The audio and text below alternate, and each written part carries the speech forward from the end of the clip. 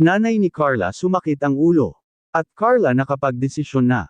Isang mapagpalang araw sa inyong lahat mga kalingap, sanay hindi nyo po makalimutan na mag-like sa video na ito mga kalingap. At paunawa tapusin muna ang kabuuan ng video na ito mga kalingap at para malaman ang nilalaman nito.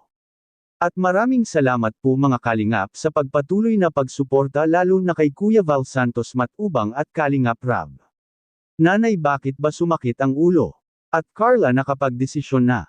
Pero bago yun mga kalingap ay atin munang pag-usapan mga kalingap ang patungkol sa dalawang tambalan ng jump car mga kalingap. Hindi talaga natin maiiwasan na may mga bagay-bagay tayong hindi natin ma-expect sa buhay mga kalingap. Katulad na lang sa nangyayari sa dalawang tambalan ng jump car na dati ay inakala nating lahat na malalim na talaga ang relasyon ng dalawa mga kalingap dahil sa harap ng kamera ay napaka-sweet at parang magsyota na talaga ang dalawa sa personal mga kalingap. At may napag-alaman po tayo patungkol sa tambalan ng jump car mga kalingap na hindi lang sila anya sa harap ng kamera nagiging malambing ngunit kahit paanya walang kamera ay matindi anya ang pagka-close sa dalawa ng dahil sa kulitan ng dalawa kapag walang kamera mga kalingap. Maaring tama rin naman ito mga kalingap na mas close talaga ang dalawa kung walang kamera mga kalingap. At marami ang naniniwala na nataga-suporta ng jump car na pinapalabas lang anya ang ganun at mauuwi rin anya sa magkasagutan na talaga sila ni Kuya Jomar at Carla.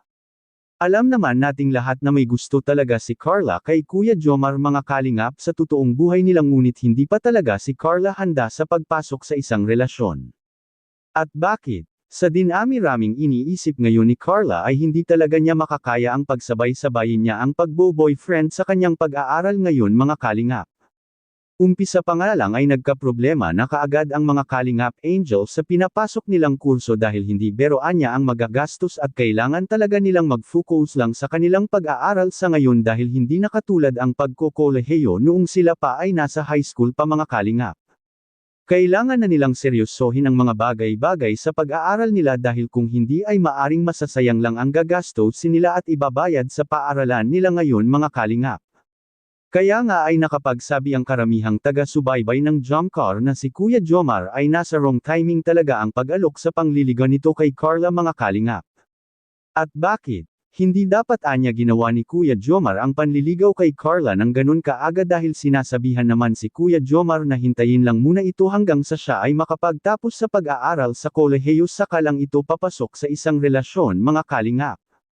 At may mga nakapagsabi rin naman at naawa kay Kuya Jomar na baka lang si Kuya Jomar ay hindi talaga nagugustuhan ni Carla at napipilitan lang si Carla kay Kuya Jomar. Una sa lahat ng hindi pa nakakaalam ay hindi naman natin pwedeng ipagpilitan si Kuya Jomar kay Carla dahil sa ang tambalan nilang dalawa ay pawang serye lang ito at pampo good vibe sa lahat mga kalingap. At sila pa rin ang makakapagdesisyon sa kung ano ang gusto nila sa buhay at kung ano ang kaya nilang gagawin sa isa't isa mga kalingap. Hindi rin naman natin masisi si Kuya Jomar kung ginagawa niya ang ganun kahit nasa problema pa ngayon si Carla mga kalingap. Ginawa iyon ni Kuya Jomar at para mabigyang linaw ang lahat at nagtatanong kung ano na ang relasyon at estado sa tambalan nila ni Carla at Kuya Jomar. Maaring kailangan na rin siguro ni Kuya Jomar ang isang relasyon at para may inspirasyon rin ito sa mga ginagawa nito araw-araw, at maganda naman na ginawa ni Jomar ang ganun kay Carla mga kalingap at para maliwanagan ang lahat ng mga katanungan sa mga nagsusubaybay ng jump car. Sa kabilang dako naman mga kalingap, nanay ni Carla sumakit na ang ulo. At Carla nakapagdesisyon na. Ano naman kaya ito makikita po natin sa video. Gusto na nga nun umuwi dito sa bahay, sabi ko.